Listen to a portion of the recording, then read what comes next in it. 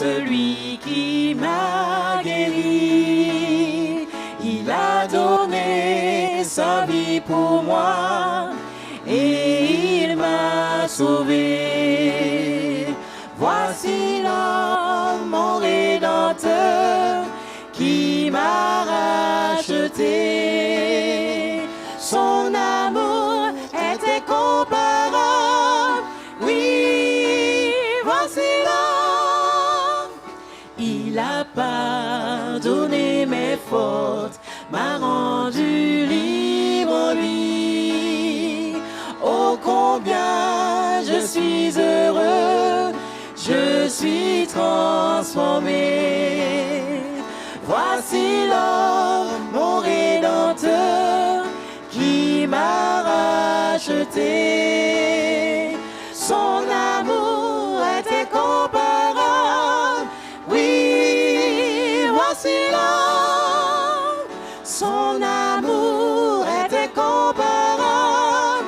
Oui, voici l'homme. Oui, voici l'homme. Voici Jésus.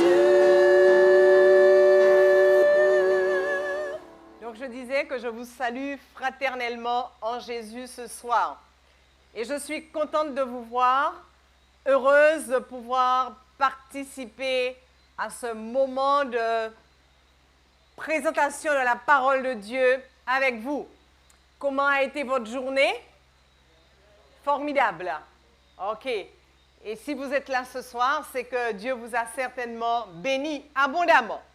Et je rends gloire à Dieu parce qu'il est, quand il fait, ce qu'il fait est toujours bien. Il ne fait pas les choses à moitié. Donc ce soir, nous sommes à nouveau réunis dans la maison de Dieu pour passer un moment extraordinaire autour de sa parole. Oui, comment dire à son amoureux, je te hais. Non, ok, vous êtes avec moi. Comment dire à son amoureux qu'on l'aime, on l'aime. Et tous ceux qui ont déjà été amoureux ce soir sauront certainement répondre à cette question. Comment dire, je t'aime. Mais avant d'aborder notre sujet de ce soir, permettez que je rappelle que demain soir, nous aurons une soirée de prière, d'accord? Nous serons ensemble pour un moment de prière, un moment de louange. Et je vous invite à emmener vos amis pour participer à ce moment de prière. Jeudi, nous ne serons pas ici, mais nous allons nous retrouver vendredi soir. D'accord? Vendredi soir, nous serons à nouveau ici. Et bien sûr, samedi matin. Et je crois que, d'après ce que j'ai compris, eh bien, notre quinzaine va prendre fin samedi. C'est bien ça. Oh, c'est dommage, c'est dommage. Parce que je crois qu'il y a de nos amis qui auraient aimé qu'on continue encore à étudier la parole. Mais ça va être fait sous une autre forme. Nous ne pouvons pas continuer parce qu'il y a déjà autre chose de programmé, mais ça va être fait sous une autre forme. N'ayez aucune crainte, chers amis, vous ne serez pas abandonnés, car nous allons continuer à étudier la parole. Nous allons continuer à étudier la parole de Dieu. Bien, avant toute chose, je vous invite à prier. Nous croyons à la prière, nous savons que Dieu est le Dieu qui répond aux prières et nous sommes convaincus qu'il est présent parmi nous. Vous savez ce que la parole de Dieu déclare?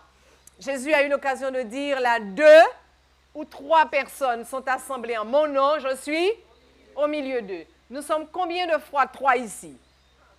D'accord. Par conséquent, le Seigneur est présent dans toute sa plénitude parmi nous. Et nous bénissons l'Éternel pour cela. Donc nous allons remercier Dieu d'être présent parmi nous, mais aussi nous allons lui présenter nos doléances.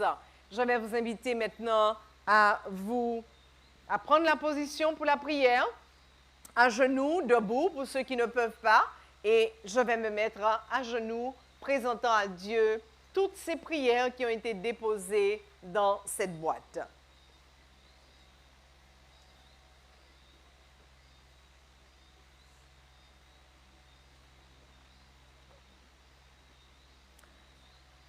Notre Seigneur et notre Dieu, c'est avec un cœur reconnaissant que nous nous prosternons devant toi en cet instant, car tu as fait pour nous de grandes choses.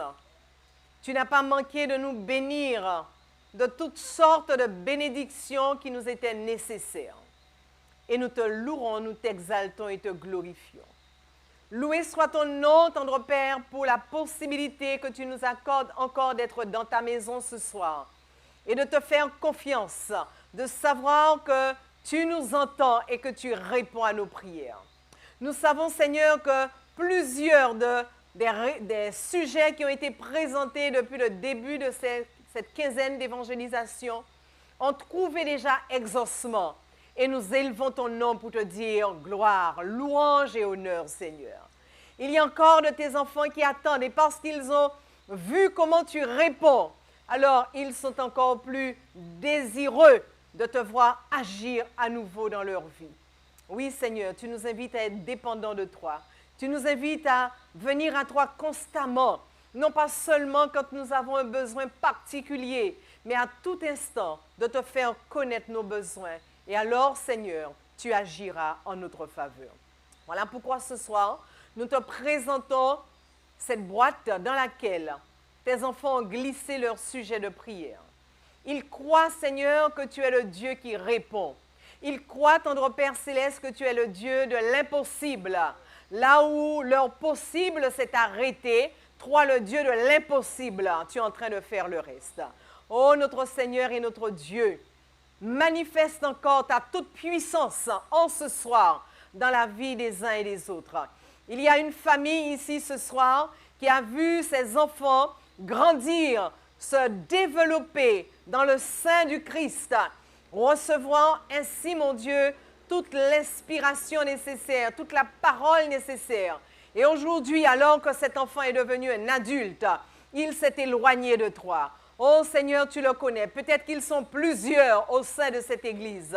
Mais puisque tu nous dis de demander, puisque tu nous dis d'intercéder, alors nous le faisons ce soir. Et nous prions, Seigneur, pour ces familles, en te demandant de leur mettre la paix dans le cœur au milieu de tant de tribulations et de continuer à intercéder en faveur de leurs enfants et de croire que tu es le Dieu des miracles et de croire que tu agiras en leur faveur. Oh Seigneur, toi qui as voulu que les couples fonctionnent, toi qui as voulu, Seigneur, que la famille soit unie pour représenter l'unité qui existe dans la famille divine. Tu sais aujourd'hui, mon Dieu, comment les couples connaissent des difficultés. Et je te présente ce jeune couple, Seigneur, qui a du mal à se comprendre, qui a du mal à se parler, qui a du mal, Seigneur, à se supporter et qui pense peut-être déjà même au pire. Oh, notre Dieu, notre Père, étends ta main, s'il te plaît, en ce soir. Et étends tes ailes, mon Dieu, sur ce couple ou ces couples. Et interviens, mon Dieu, pour leur montrer comment tu es à leur côté et que tu es en mesure de réparer tout ce qui est cassé, tout ce qui est brisé, de restaurer leur union et de faire en sorte qu'ils te représentent dignement sur cette terre. Seigneur, visite tes enfants ce soir. Il y a de ceux qui te cherchent parce qu'ils ont besoin de bien comprendre ta parole. Il y a d'autres, Seigneur, qui ont entendu jusqu'à maintenant, mais qui ont encore des doutes, qui s'interrogent, Seigneur, en ce soir, s'il te plaît. Dans le nom de Jésus, nous prions pour que tu passes et que tu enlèves tout doute, toute incrédulité, que tu passes, Seigneur, et que tu convaincs tes enfants, Esprit Saint, que ta parole dit vrai. Et ce que tu leur demandes est la vérité parce que tu les aimes et que nul autre ne les aime comme tu les aimes. Alors, s'il te plaît, mon Dieu, interviens ce soir. Et déjà, je voudrais te dire merci. Déjà, je voudrais t'honorer, t'élever, te glorifier parce que je sais que tu répondras. Alors, qu'il en soit ainsi dans le nom de Jésus. Amen.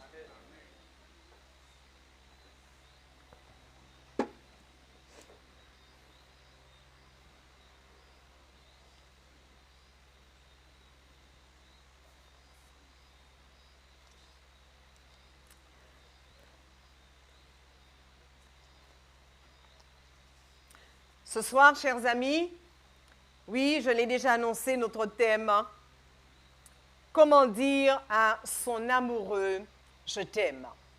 Le sujet de ce soir, par conséquent, s'adresse à tous ceux qui ont déjà identifié leur amoureux. Et j'ai parlé de qui? De Jésus, bien sûr. Tous ceux qui l'ont déjà identifié. Tous ceux qui ont compris que Dieu les aime d'un amour si grand, comme je l'ai entendu dans la chanson de tout à l'heure. Je n'ai pas vu qui a chanté, j'étais derrière, mais c'était magnifique. C'était magnifique, merci. Nous savons que Dieu nous aime d'un amour tellement grand, tellement puissant, tellement profond, que rien, non, mesdames et messieurs, rien ne pourra nous enlever, nous éloigner de l'amour de Dieu.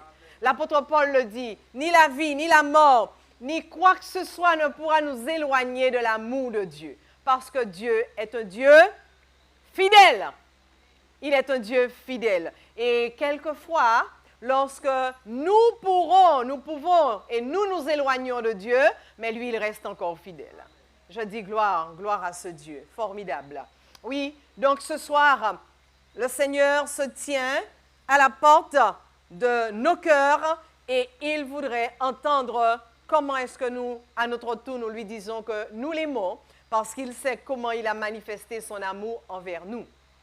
Rappelez-vous, chers amis, que la parole de Dieu dit que nous avons péché et nous avons été destinés à la mort. C'est ce que Dieu lui-même avait dit à Adam et Ève, le jour où tu mangeras, tu mourras. Par conséquent, nous avons hérité de la vie, de la mort éternelle. Mais le Seigneur est venu à notre secours et il nous a rappelé qu'il nous aimait. Car le salaire du péché, c'est la mort. Mais le don gratuit de Dieu, c'est la vie éternelle en Jésus-Christ notre Seigneur. Amen. On va reprendre cela ensemble. Car le salaire du péché, c'est la mort. Et plus fort, mais le don gratuit de Dieu, c'est la vie éternelle en Jésus-Christ notre Seigneur. Amen. Amen. Gloire à Dieu. Alors, j'ai presque envie de dire, pour Dieu, la mort, c'est une affaire qui est derrière nous. Alléluia, gloire à Dieu. La mort, c'est quelque chose qui est derrière, parce que notre Seigneur est venu donner sa vie. Et par sa vie qu'il a donnée à la croix du Calvaire, eh bien, il nous a donné la vie éternelle. Oh, alléluia, alléluia, gloire à Dieu. Alors, ce soir, j'ai envie de poser la question, aimes-tu Jésus? Aimes-tu Jésus? Mon ami, est-ce que tu aimes Jésus?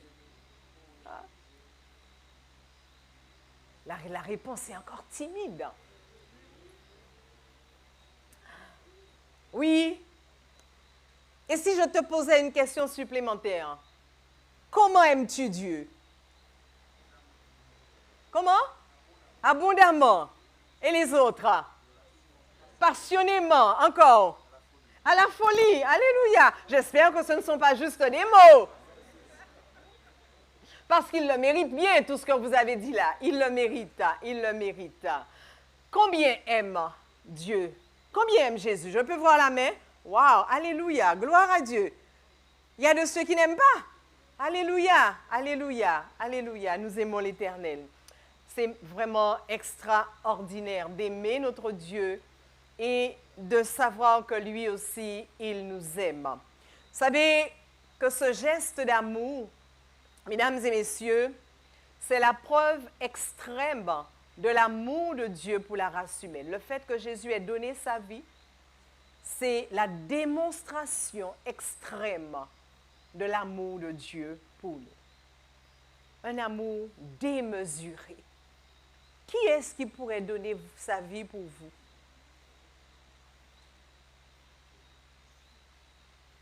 Que Jésus accepte de le faire, vous comprenez bien sûr qu'il nous aime. Et il ne cesse de nous rappeler qu'il nous aime pour que nous puissions... J'appuie trop fort.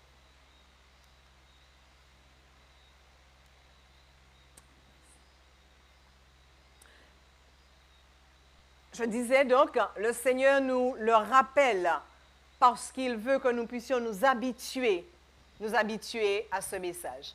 Dans le livre de Jean, chapitre 15 et le verset 13, il est dit qu'il n'y a pas de plus grand amour que de donner sa vie pour pour ses amis. Il n'y a pas de plus grand amour que de donner sa vie pour ses amis. Je disais il y a quelques jours de cela, peut-être qu'un père pourrait donner une partie de sa vie pour son enfant. Alors quand je dis une partie de sa vie, il y a quelqu'un qui dit une partie, comment? Vous savez, hein? Vous avez 2 reins, d'accord? On peut donner un rein, on peut donner quelques organes pour permettre à l'autre de vivre. On a donné une partie de sa vie pour. Mais je me pose la question, si on devrait dire à un père de donner tout ce que tu as pour sauver ton enfant, je ne sais pas s'il accepterait. Oui? Ah, il y a des pères qui accepteraient, formidable. Qui pourraient se dire, oui, moi j'ai déjà vécu, moi j'ai déjà connu, mais l'enfant, lui, le jeune, je voudrais qu'il expérimente la vie, par conséquent, je suis prêt à lui donner mes 2 reins, à tout lui donner tout ce qu'il faut pour lui permettre de vivre. Eh bien, le Seigneur, il a fait la même chose pour nous. Mais le texte va plus loin.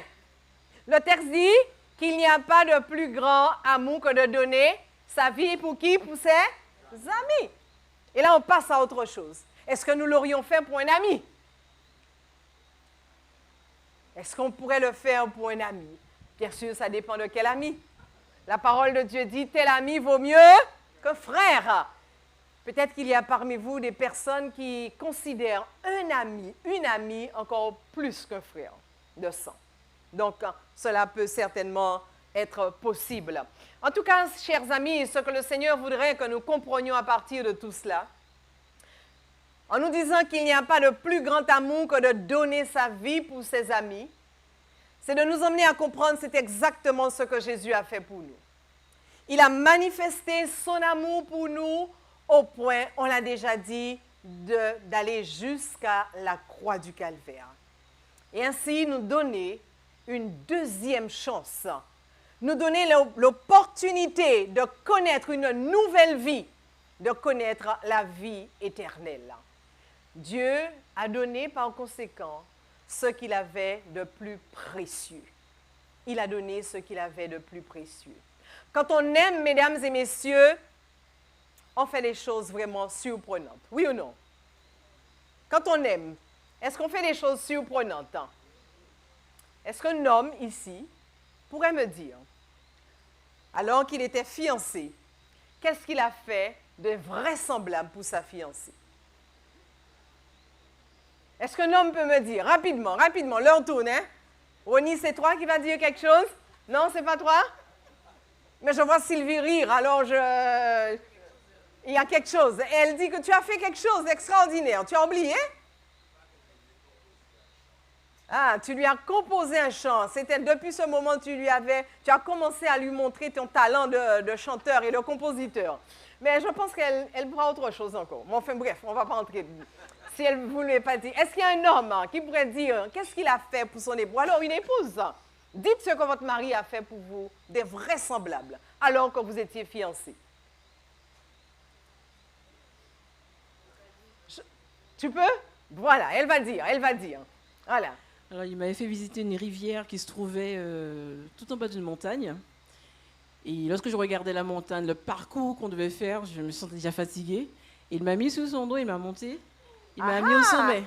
Il t'a mis sur son dos et il t'a emmené. Waouh, super. On peut applaudir.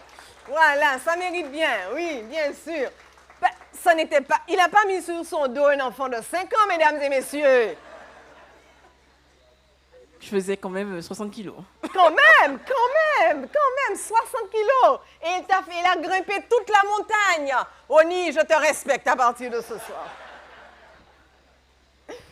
Oui, chers amis, qu'est-ce qu'on ne peut pas faire quand on aime? Et vous comprenez alors comment notre Seigneur Jésus a accepté de quitter le ciel, de quitter le trône, de quitter tout et de descendre sur la terre pour donner sa vie pour nous. Vous comprenez pourquoi le Père n'a pas hésité à dire « Va mon fils, va et ramène-les avec toi. Va, donne ta vie et ramène-les avec toi. » Je vais vous parler ce soir de... Je disais que lorsqu'on aime, on peut faire beaucoup. Et je vais vous donner Alors, c'est l'exemple de Marie, Marie-Madeleine.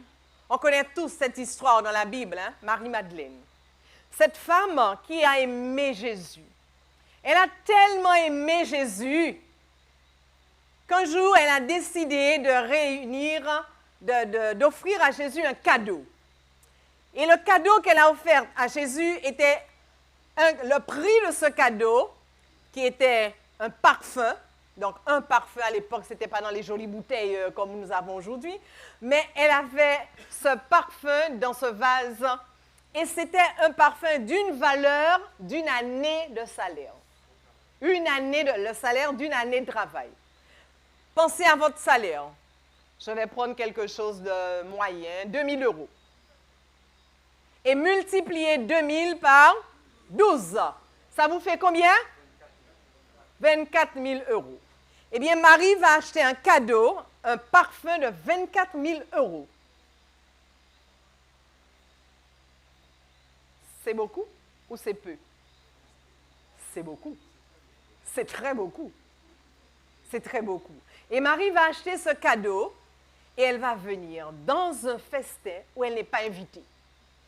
Elle n'est pas invitée à ce festin. Et par conséquent, elle arrive et elle rampe. Elle rampe pour arriver jusqu'à Jésus. Et lorsqu'elle arrive au pied de Jésus, alors que Jésus est avec les disciples et avec les autres invités, avec ceux qui l'ont invité, et ils sont en train de parler, de manière imperceptible, elle est entrée dans la salle, elle s'est mise au pied de Jésus, elle a commencé à pleurer sous les pieds de Jésus. Elle a commencé à penser à ce que Jésus a fait pour elle. Elle a commencé à voir comment Jésus l'a sortie dans son pétrin dans lequel elle était. Et alors, après avoir pleuré sur les pieds de Jésus, elle va essuyer les pieds de Jésus avec ses cheveux. Elle va nettoyer les pieds de Jésus. Et je dois vous dire, on revient peut-être sur... Donc, les pieds de Jésus n'étaient certainement pas propres parce qu'il n'y avait pas de route goudronnée à l'époque. Il n'y avait pas de voiture. Il marchait et c'était de la poussière partout. Et ne voilà-t-il pas que ce soir-là, Jésus dans cette salle, et bien sûr, les pieds de Jésus certainement pas propres du tout. Et Marie qui va verser des larmes sur les pieds de Jésus, et après, elle va essuyer les pieds de Jésus avec ses cheveux. Et lorsqu'elle a fini d'essuyer les pieds de Jésus avec ses cheveux, elle va verser le parfum. Elle va répandre ce parfum. Vous imaginez que ce n'est pas de l'eau de parfum. C'est d'une arbre pure, c'est un parfum pur. Et elle va répandre ce parfum sur les pieds de Jésus. Au point que le trésorier du groupe qui était présent, la personne de Judas, pour ceux qui connaissent l'histoire, va dire, mais quel gâchis! Quel gâchis! Ne pourrait-on pas utiliser cet argent et faire du bien aux pauvres? Mais Marie savait ce que Jésus avait fait pour elle. Amen. Marie avait aimé Jésus. Elle aimait Jésus parce qu'elle avait vu Jésus l'aimer. Elle avait goûté à l'amour de Dieu dans sa vie. Elle avait goûté à l'amour de Jésus dans sa vie. Jésus avait fait pour elle ce que nul autre n'avait jamais fait. Et elle avait compris que Jésus valait bien qu'elle lui offre un parfum de combien? 1 000 €? De 24 000 €. Oui, chers amis, lorsqu'on aime, on fait des choses vraiment surprenantes. Et ce soir, j'ai envie de vous poser la question. Qu'avez-vous déjà fait pour Jésus? Qu'avez-vous déjà fait pour Jésus? Mais qu'avez-vous fait de surprenant, d'étonnant? Qu'avez-vous déjà fait pour Jésus au point de secouer ceux qui vous entendent, ceux qui vous voient faire? Réfléchissez. Qu'avons-nous déjà fait pour Jésus? Avons-nous pleuré? J'ai entendu cela, oui, c'est ça? Pleurer? Ok, pleurer, c'est bien, c'est bien. On peut aller encore plus loin que pleurer, mais c'est bien, c'est déjà bien. En tout cas, mesdames et messieurs, le Seigneur nous interpelle ce soir. Et cette question est pour vous, pour moi. Qu'ai-je déjà fait pour le Christ qui lui démontre véritablement que je l'aime. Oui. Sans cette rencontre avec Jésus, l'être humain serait la personne la plus malheureuse. La plus malheureuse. Sans cette rencontre avec Jésus, l'être humain, les êtres humains seraient perdus à toujours. Si nous n'avions pas rencontré Jésus, nous ne serions pas là où nous sommes. En tout cas, si Jésus n'était pas venu rencontrer la race humaine et donner sa vie pour la race humaine, nous ne serions pas là ce soir. Si nous mangeons, c'est grâce à la mort de Jésus à la croix. Si nous buvons un verre d'eau, c'est grâce à la mort de Jésus à la croix. Si nous travaillons, c'est grâce à la mort de Jésus à la croix. Le diable était parti pour nous rendre esclaves et nous aliéner dans le péché au point qu'on ne fasse absolument rien. Le Seigneur est venu nous libérer. Amen. Alléluia. Alléluia. Quel que soit ce que nous avons et ce que nous pouvons faire, cela vient du fait que notre Seigneur Jésus a donné sa vie pour nous. Oui, chers amis, regardons dans Ésaïe chapitre 1er et le verset 6. Ésaïe chapitre 1er, le verset 6, ce que la parole de Dieu déclare nous concernant. Nous concernant. Souvent, nous pensons que nous avons beaucoup de valeur, on ne se prend pas pour n'importe qui. Mais voilà ce que la parole de Dieu déclare à notre sujet. De la plante des pieds jusqu'à la tête, rien n'est en bon état chez toi, Myriam.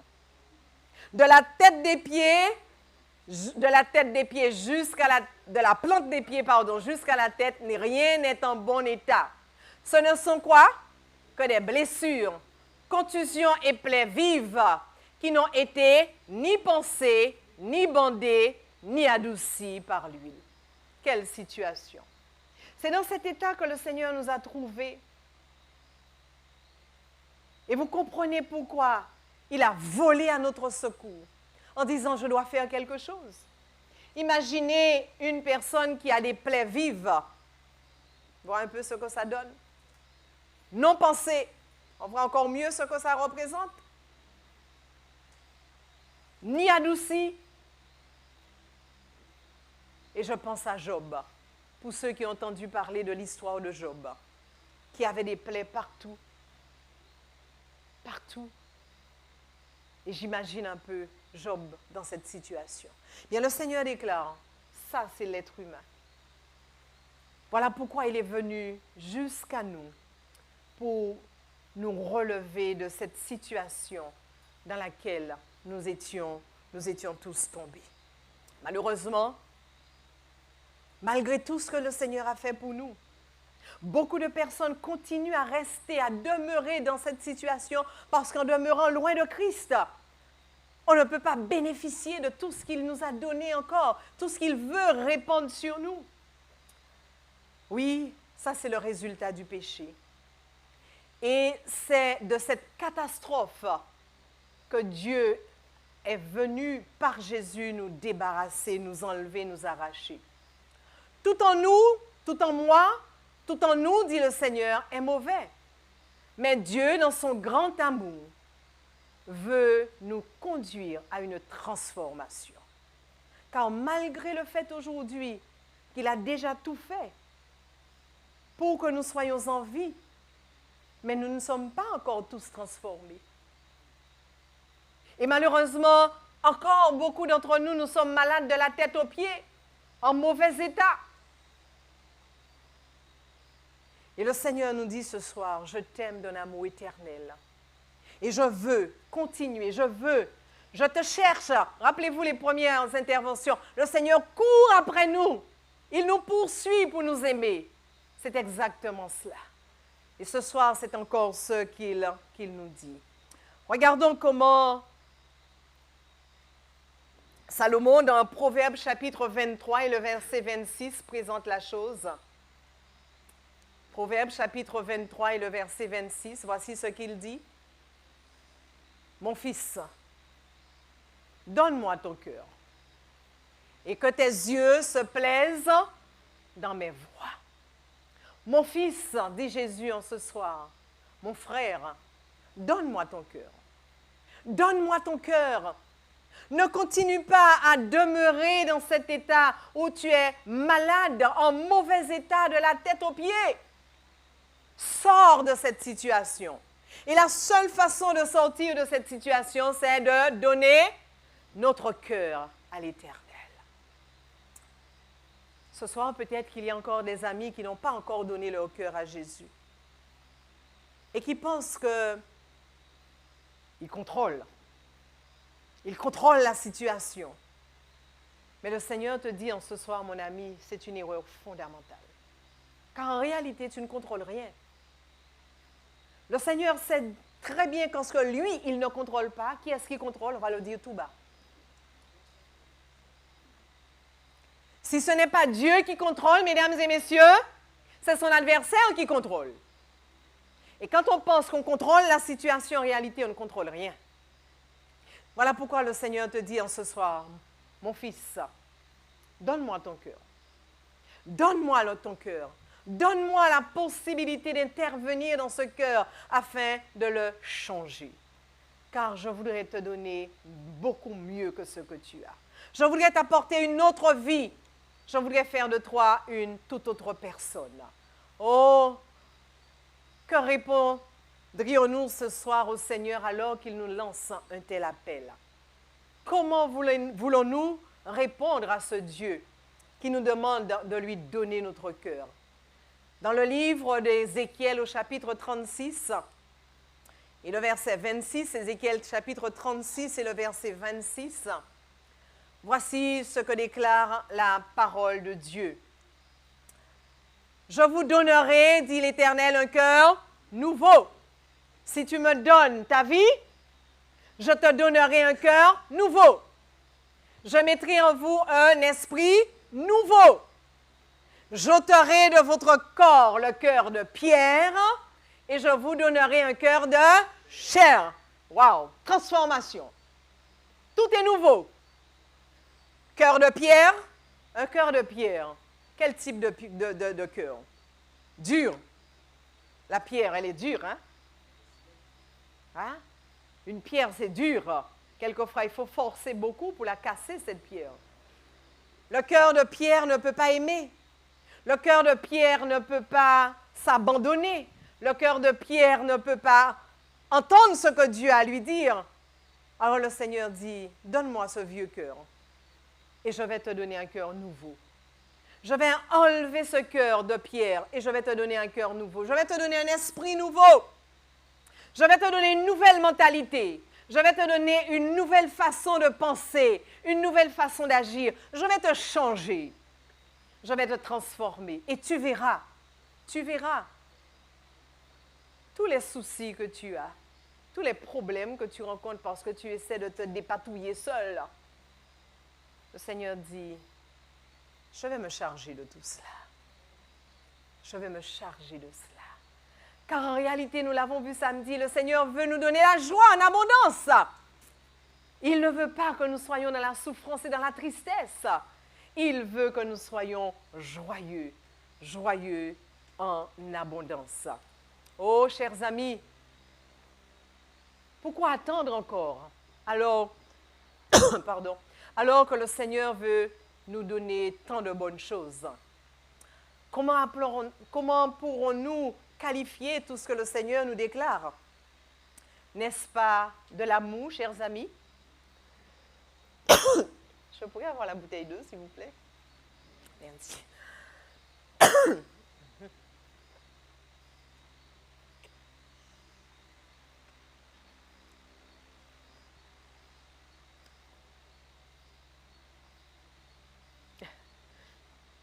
OK, on va y aller. Ça va venir.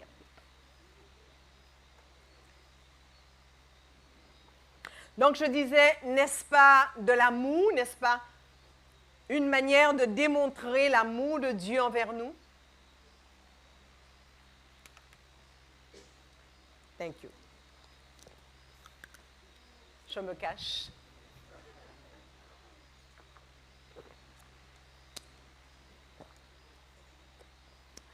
Merci, merci. L'Éternel a fait de bonnes choses. Oh, c'est déjà parti, mais ça y est. L'Éternel a fait de bonnes choses. Je profite de la situation pour ouvrir une petite parenthèse. Le meilleur jus qui existe. Hein? Le jus d'eau. Je me rappelle quand mes enfants étaient petits et qu'ils me demandaient du jus et je leur disais, oui, je vais vous donner du jus d'eau. Alors, vous comprenez comment ça les énervait. Maman, on te demande du jus, tu nous donnes du jus d'eau. Voilà, on a fermé la parenthèse. Donc, je disais, mesdames et messieurs, chers amis, ce que l'Éternel nous propose, personne ne va nous proposer cela. De prendre notre proie, de prendre tout ce qui est de mauvais en nous, de le prendre pour lui, il sait ce qu'il va en faire, et de nous donner une nouvelle vie. Une nouvelle vie.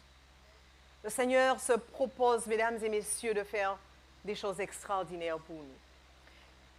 Est-ce que vous avez jamais vu un ami vous dire « Donne-moi ta voiture en lambeaux, je vais te donner une neuve. »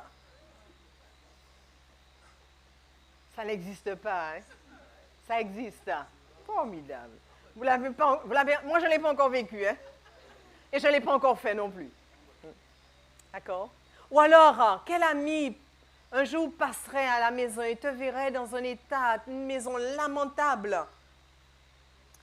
et te dit, 2 mois plus tard, voici la clé de ta nouvelle maison.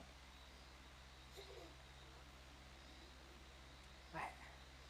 C'est vrai. Alors on va dire, mais nous toutes qu'à souffrir. Bidela serré pour nous toutes. Alors vous comprenez pourquoi il nous faut nous tourner vers celui qui peut faire cela pour nous. Amen. Si entre nous c'est difficile, on est tous dans un combat, bien que nous pouvons faire beaucoup. Mais le Seigneur nous dit, lui, il peut faire tout pour nous. Il peut non seulement nous donner voiture, maison, mais il peut nous donner un nouveau cœur. Amen. Il peut changer notre état, changer notre personne, modifier notre pensée, afin que les choses ne soient plus les mêmes. Et je suis convaincue que vous êtes nombreux ce soir ici à vouloir que dans votre couple, ça aille mieux. À ce que votre époux, votre épouse ou vous-même ait un autre état de pensée pour que les choses fonctionnent comme le Seigneur voudrait. Mais le Seigneur dit, je peux le faire. Nous donner un cœur nouveau pour que nous puissions nous supporter, pour que nous puissions nous aimer, pour que nous puissions nous pardonner. Oui, c'est ce que le Seigneur veut faire pour nous. Dieu nous propose, mesdames et messieurs, de procéder à une intervention chirurgicale, de nous enlever ce qui n'est pas bon et de remplacer par ce qui est meilleur. Oh, nous ne pouvons que dire que notre Seigneur, vraiment, notre Seigneur est grand.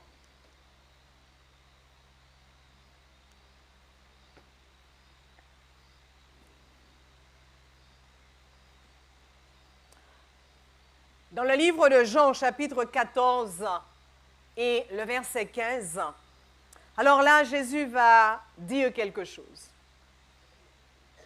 Et voici ce que Jésus déclare.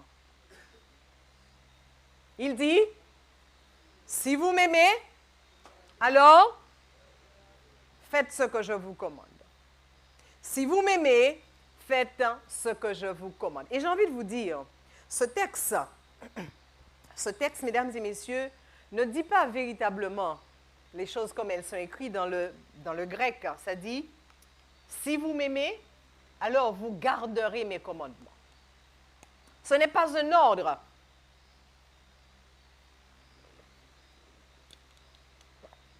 Ce n'est pas tant un ordre que Jésus donne ici, mais il fait un constat. Il dit, si vous m'aimez, alors vous garderez mes commandements. Si vous appréciez ce que j'ai fait pour vous, alors vous allez obéir et vous allez faire ce que je vous commande. Le Seigneur nous invite ce soir à comprendre ce qu'il a fait pour nous. Et il nous pose la question, en réalité, est-ce que tu m'aimes? Est-ce que tu m'aimes? quand tu vois tout ce que je te propose et tout ce que j'ai déjà fait pour toi, est-ce que tu m'aimes? Et je suis convaincue que si je posais la question ce soir, combien aime le Seigneur, encore une fois, puisque je pense l'avoir posé au début, et j'ai vu toute la salle lever la main. Alors voici ce que le Seigneur déclare ce soir. Si tu m'aimes, fais ce que je te demande. Si tu m'aimes, automatiquement, tu obéiras à mes commandements. En d'autres termes, chers amis, nous comprenons que nous ne pouvons pas dire à Dieu que nous l'aimons et passer à côté de ce qu'il nous demande. Nous ne pouvons pas dire à Dieu que nous l'aimons et continuer à faire ce que nous voulons. Le Seigneur, en tout cas, ne pourrait comprendre ce que nous lui exprimons. Car lorsqu'on aime, dit Jésus, on fait ce qu'il nous demande. Beaucoup prétendent aimer Dieu, mais ne sont pas prêts à faire ce que Dieu leur demande. Vous connaissez des personnes comme ça?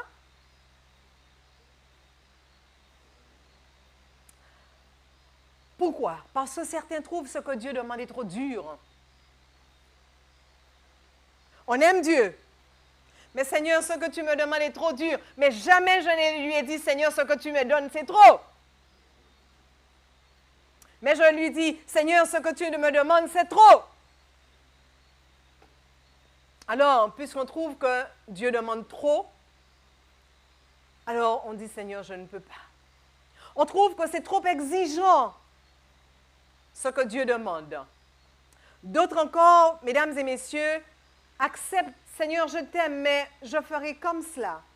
En fait, nous donnons quelquefois à Dieu nos conditions. Seigneur, je t'ai entendu, je t'ai compris, mais moi je veux faire comme cela. En d'autres termes, on lui dit, prends ça en bas. Prends ça en bas. Mais je t'aime. Est-ce que vous pensez que les deux vont ensemble? À mon sens, ça ne peut pas aller ensemble. C'est pourquoi le Seigneur, au psaume 119 et le verset 96, que j'aime beaucoup, fait la déclaration suivante. Ok, il y a une partie, c'est trop, je vais dire. Je vois des bornes à tout ce qui est parfait. Pardon.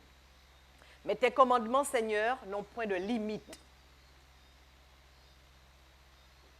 Je vois des bornes, dit David, à tout ce qui est parfait. Tout ce qui est parfait, David dit, je vois des bornes, je vois des arrêts quand même à ce qui est parfait. Seulement, tes commandements sans limite. Tes commandements sont sans limite. Cela veut dire, mesdames et messieurs, ce que Dieu a établi, qu'il a dit qui est parfait. Hier soir, rappelez-vous, nous avons vu, lorsqu'il a créé, il a dit, c'était très bon, c'était parfait. On s'arrête là. Mais David dit, je reconnais que tes commandements, ça va encore plus loin que cela. Ça va plus loin. Tes commandements sont insondables. Tes commandements vont beaucoup plus loin que cela. Et c'est la raison pour laquelle le Seigneur nous invite, mesdames et messieurs, à comprendre ce qu'il attend de nous. Alors, quand on parle de commandement, on parle de quoi en réalité? On parle de tout ce que Dieu nous demande de faire, n'est-ce pas? Dimanche soir, j'ai parlé de baptême, où le Seigneur nous dit, si tu m'aimes, voici le chemin que tu dois suivre. Donne-moi ta vie en passant par les eaux du baptême. Hier soir, j'ai parlé de sabbat. Si tu m'aimes, dit Jésus, dit Dieu, voici le jour que je te donne. Même si autour de toi, tout le monde semble te dire que ce n'est pas le samedi qui est le 7e jour. Mais lorsque la Bible dit que c'est cela, alors le Seigneur te dit, c'est ce que j'attends de toi. Même si, mesdames et messieurs, vous vous levez un mardi matin et que vous offrez toute la journée du mardi à Dieu avec d'autres amis à adorer l'Éternel, l'Éternel va vous dire, c'est bien. Mais ce n'est pas ce que je te demande.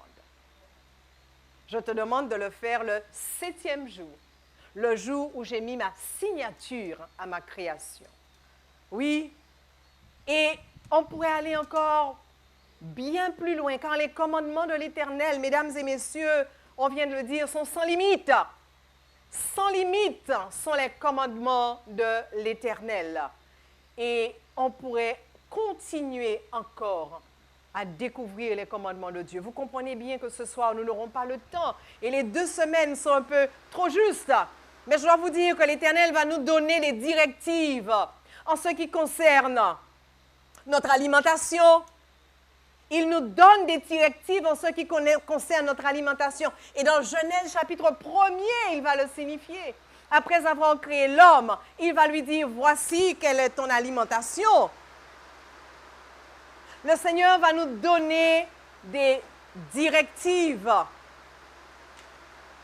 C'est avec moi? On va leur permettre de faire. Restez avec moi. Le Seigneur va nous donner des directives, mesdames et messieurs, en ce qui concerne notre style de vie. La parole de Dieu parle de notre style de vie. Comment nous devons nous habiller, notre accoutrement. Le Seigneur parle de tout cela. Il donne des préceptes, des commandements, la manière de gérer ce que nous appelons notre argent. Et lorsque nous recevons le salaire après avoir travaillé, il nous dit, la première partie, tu vas diviser la chose en 10. Et il y a 1/10, ça ne t'appartient pas. Remets-le-moi car c'est à moi. Pourtant, c'est l'argent que vous avez reçu parce que vous avez travaillé pour un patron. Et nous pourrons continuer encore à découvrir les lois de l'Éternel, les préceptes de l'Éternel, qui sont nombreux dans la parole de Dieu. Vous savez, il paraît cependant que nous faisons de plus en plus d'allergie à cette notion de commandement.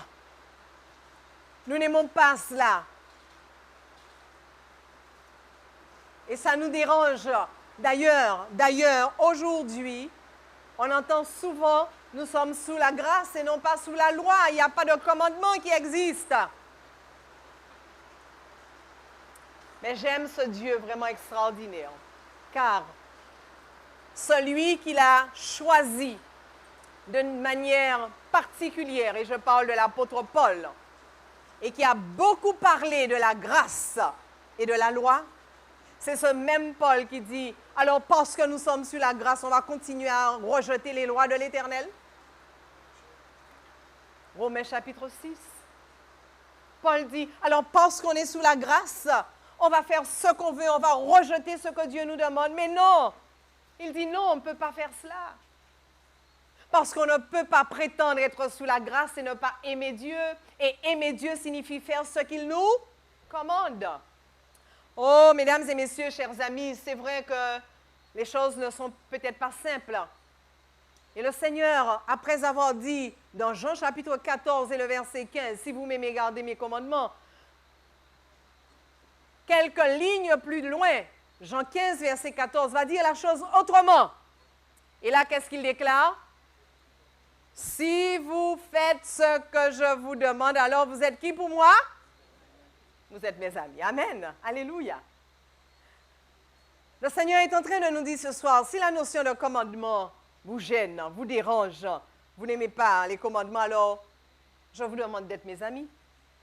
Et si vous êtes mes amis, il reprend la même chose, alors vous allez faire ce que je vous demande.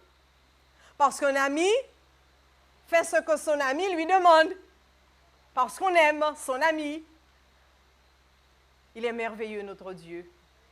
Vraiment, vraiment extraordinaire, ce Dieu. Alors, chers amis, pour aimer Jésus, pour lui obéir, pour faire ce qu'il nous demande, nous avons vu tout à l'heure, cela ne vient pas tout seul.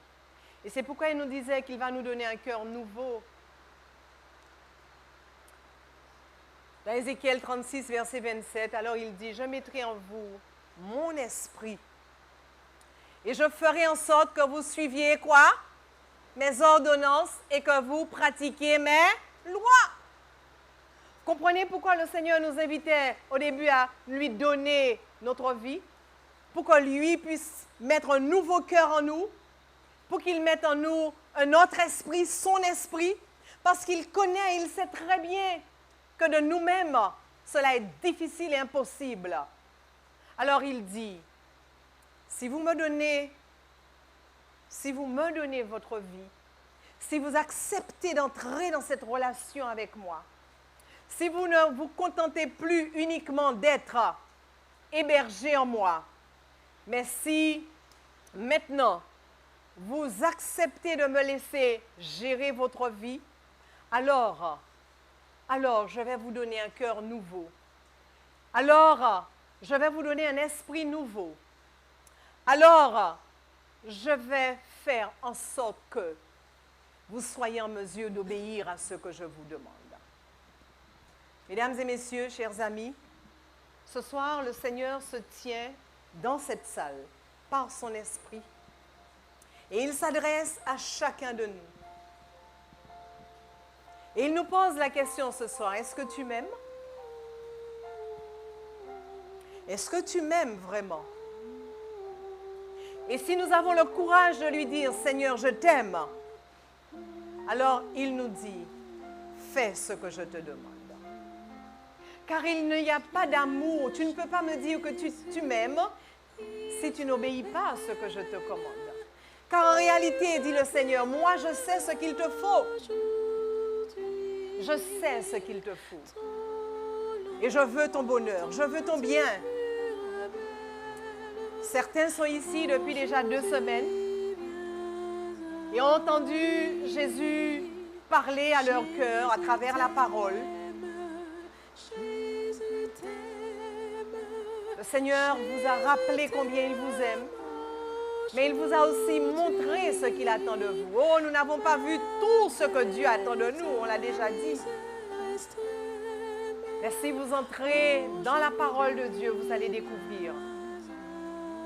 Ce qui est essentiel, c'est d'accepter de faire ce que le Seigneur demande. Même si vous ne connaissez pas encore tout ce que Dieu vous demande de faire. Car vous allez apprendre au fur et à mesure. J'apprends encore aujourd'hui. Je continue encore à découvrir maintenant ce que Dieu attend de moi. Mais parce qu'un jour, j'ai décidé de donner ma vie à Jésus, en passant par les eaux du baptême. Ainsi, il m'a donné un nouveau cœur. Il m'a donné un autre esprit, son esprit, parce que j'ai été baptisée du baptême d'eau et du baptême d'esprit. Et chaque jour, je lui demande un nouveau baptême de l'esprit. Alors, il me le donne. Et alors, j'étudie sa parole. Et tandis que j'étudie sa parole, il me fait découvrir et comprendre ce que je n'ai pas encore compris. Et alors, je continue d'avancer avec lui. C'est exactement ce qu'il fera pour vous. Ne croyez pas qu'aujourd'hui, vous pourrez connaître tout ce qui est dans la Bible. Non. Mais le Seigneur vous dit, ce qu'il attend de vous aujourd'hui, c'est de lui donner votre cœur. D'accepter de vous donner totalement à lui, afin qu'il fasse ce changement dans vos vies. Mesdames et messieurs, chers amis, il n'y a que le Seigneur qui pourra faire ce changement. Nous-mêmes, nous ne pourrons pas y arriver. Mais le Seigneur peut faire ce changement dans nos vies. Est-ce qu'il y a ce soir quelqu'un qui voudrait dire à Dieu, Seigneur, j'aimerais moi aussi te dire que je t'aime. Et puisque tu dis la façon de te dire que je t'aime, c'est de faire ce que tu commandes, alors je suis prête. Je suis prêt à faire ce que tu me demandes. Quel que soit ce que tu vas me demander, je suis prêt à le faire. Abraham était un ami de Jésus. Et un jour, Dieu va apparaître à Abraham en songe et va lui dire, Abraham, ton fils, ton unique, va sur la montagne et offre-le en sacrifice. Et parce que Abraham était l'ami de Jésus, vous savez ce qu'Abraham a fait? Il s'est levé en pleine nuit. Il a pris l'enfant, il a pris le bois et il est parti.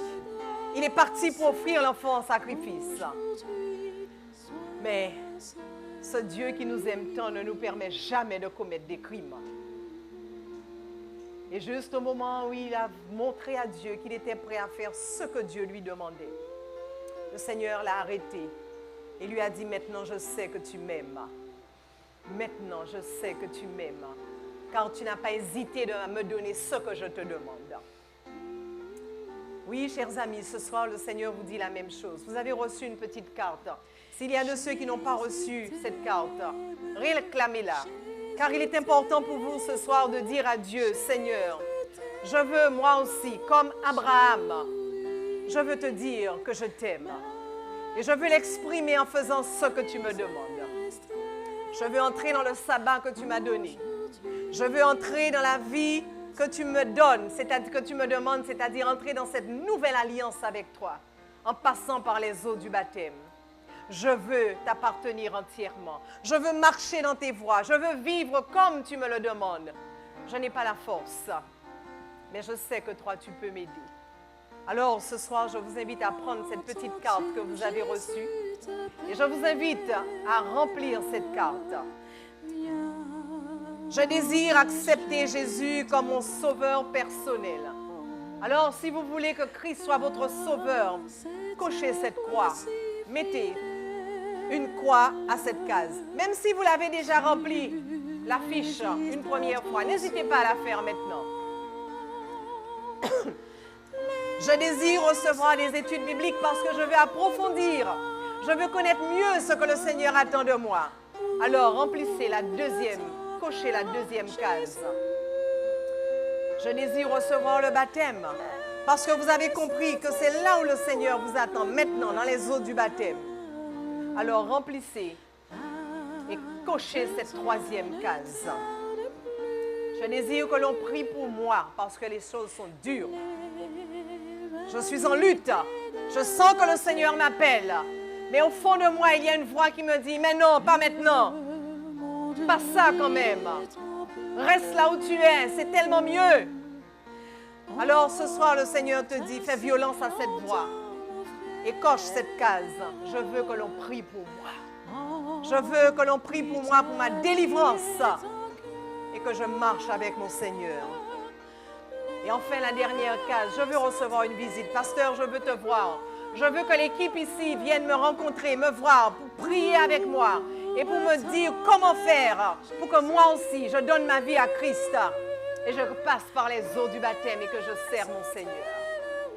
Alors, si vous avez rempli votre fiche, je vous invite à la remettre à la sortie car elle nous sera précieuse pour vous visiter, pour prier avec vous, pour préparer votre baptême, pour vous accompagner dans l'étude de la parole de Dieu. Le Seigneur se tient encore ce soir et nous dit, moi j'ai donné ma vie pour toi parce que je t'aime. Et toi, que vas-tu faire pour moi pour me dire que tu m'aimes? Dieu est là avec vous. Il vous soutient. Il ne vous abandonnera pas. Mais dites-lui que vous l'aimez.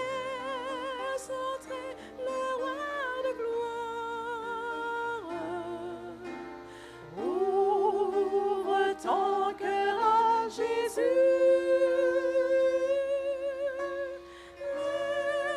Laisse entrer le roi de gloire. Hâte-toi, ne tarde plus. Nous ne savons pas ce que demain nous réserve. Nous ne savons pas ce que demain nous réserve. C'est aujourd'hui, jour de grâce. C'est aujourd'hui que le Seigneur te dit, rentre dans cette alliance avec moi. Accepte de me donner ta vie. Et tu ne regretteras jamais de l'avoir fait. Jamais tu ne regretteras. Saisis sa puissante main. Laisse entrer le roi de gloire. Ouvre ton cœur à Jésus. Laisse entrer le roi. Laisse entrer ton Seigneur maintenant. Et je t'invite à te tenir debout tandis que tu le laisses entrer dans ta vie. Laisse-le entrer dans ta vie. Laisse-le entrer dans ta vie. Ouvre la porte de ton cœur pour qu'il rentre maintenant. On va se mettre debout alors si vous le faites, si vous le voulez bien. Je vous invite à vous tenir debout. Et nous allons prier ensemble.